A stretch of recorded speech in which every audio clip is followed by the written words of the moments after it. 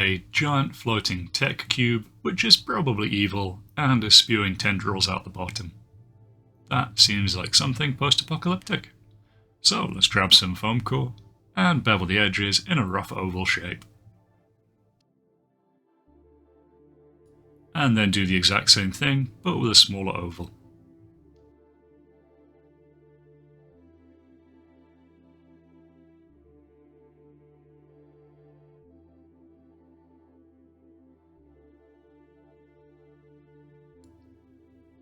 Then, to provide the kind of flight base, just going to take a bamboo barbecue skewer, use the pointy end to poke a hole through the top layer, and then hot glue that length into the hole.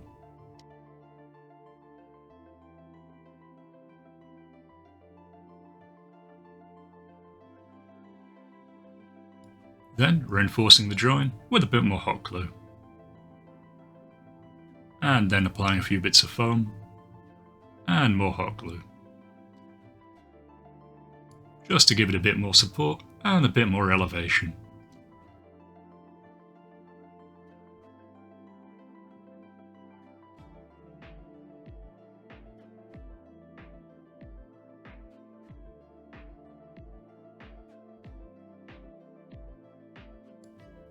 For the cube, I cut several squares out of insulation flooring.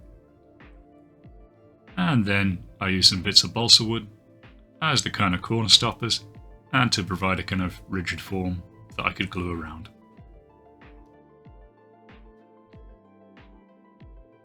A much easier way to do this is if you already have some kind of cube that you can then glue stuff on the outside of. But I did not find one.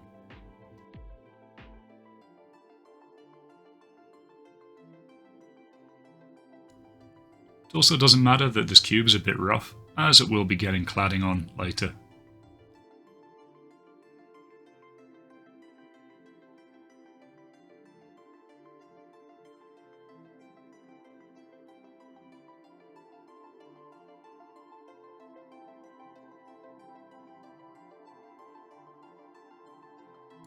And there we have it, a cube.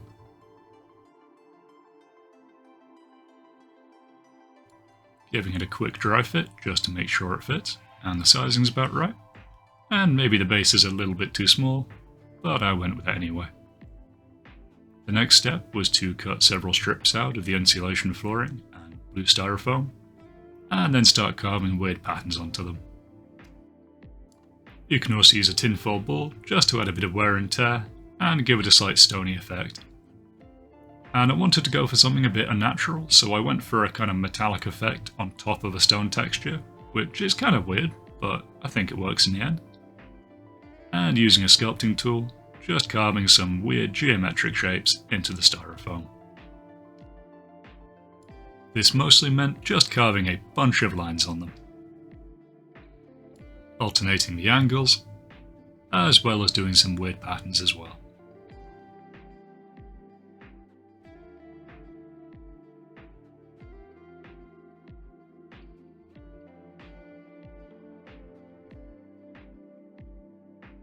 Once I had a number of these panels built up, I started gluing them onto the cube using hot glue.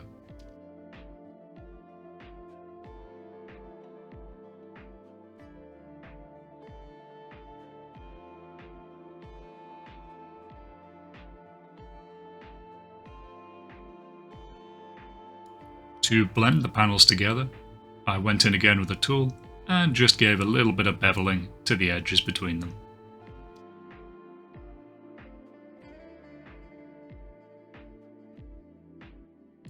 I did some weathering on some of the panels, just by digging a tool in and then pulling some foam out with my fingers, so you get a kind of pockmarked effect.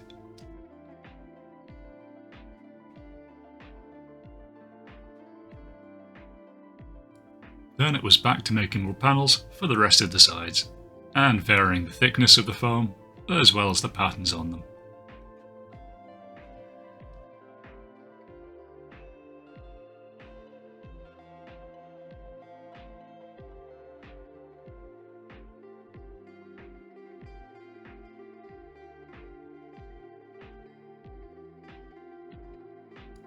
Using the same process as the first side, but just going around and completing the remaining ones.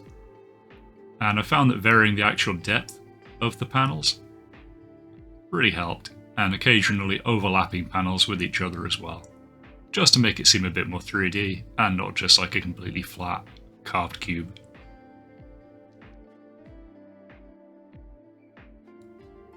I also overlapped some of the corners, just so they would stick out a bit, and again, add a bit more kind of visual depth to the piece. To get some texture on the base of the piece, I made a basing paste of fine sand and some cork flock as well, which I am apparently buying by the industrial tub now. Then adding some black gesso and some PVA glue, and mixing it together into a nice lumpy paste.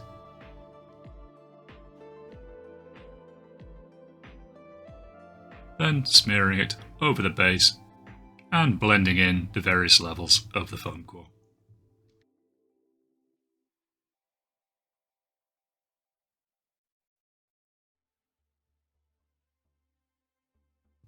Before that fully dried, I grabbed some small aquarium pebbles and poked them into the base. The cube needed one final pass to make sure that there was texture on the edge of the pieces as well as on the front, so with the edge of a tool just went in and gave a bit more texture. Then, using a bit of the basing paste that was left over, I filled some of the larger gaps, as well as added a bit of corrosion and weathering and kind of dirt build up on the cube.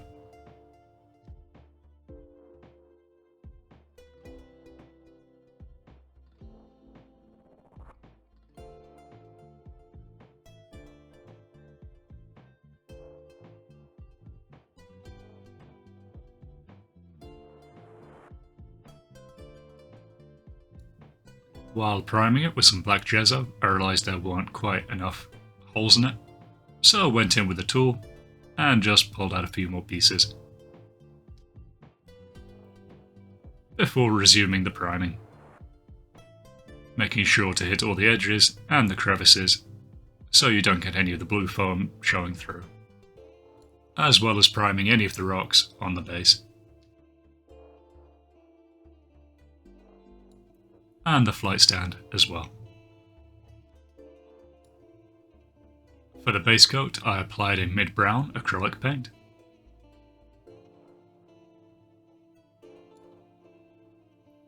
For the cube itself, I used a dark metallic paint.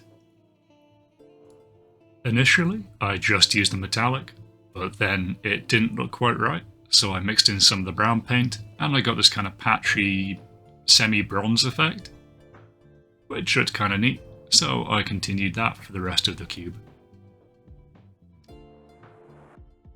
I think the two paints had actually separated partially during the drying process, and that made these kind of sections where it was more matte and sections where it was more metallic, which had an interesting kind of otherworldly effect on the finished piece.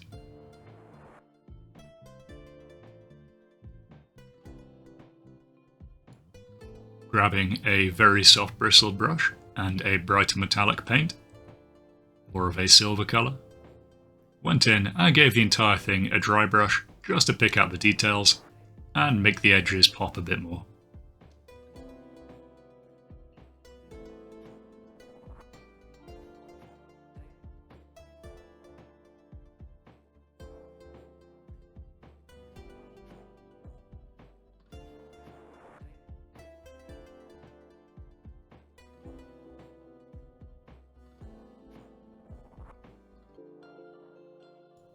Returning to the base, mixing together the white with the original brown to make a tan colour, just going in and giving a fairly heavy dry brush onto the base layer, just to give it a kind of sandy finish and blend in with the rest of the post-apocalyptic bases. This also added a bit of detail on the kind of corrosion areas and the dirt build-ups I'd put on the main cube itself.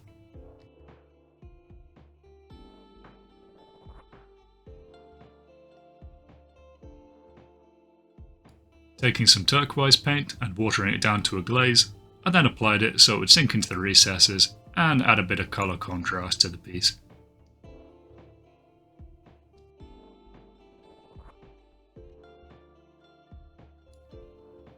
Mounting the cube onto the base, I filled the bottom hole with some hot glue, and then propped it in place until it had set.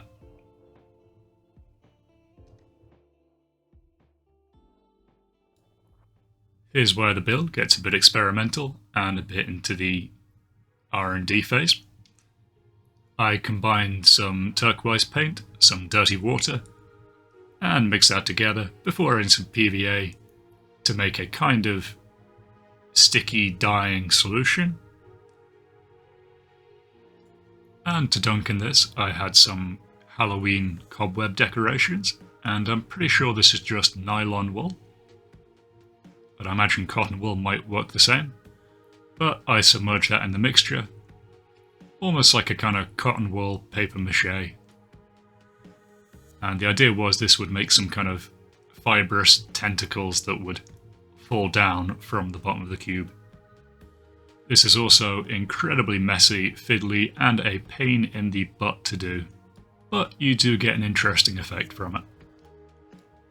For the first layer, I wanted to cover as much of the flight stand as I could, so with some kind of thicker tendrils, just went in and covered the bamboo skewer in the base, and then applied some thicker clumps on the base of the cube as well.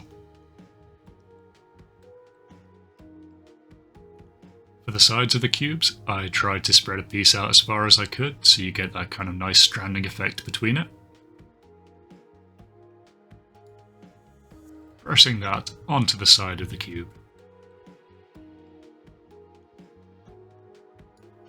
I'd highly recommend letting it dry at this point before you start adding tendrils further out, because while everything is wet, it will just constantly fall off whenever you touch it. It's also a lot easier to work on smaller pieces rather than dumping a big wad of the wool in, as I did.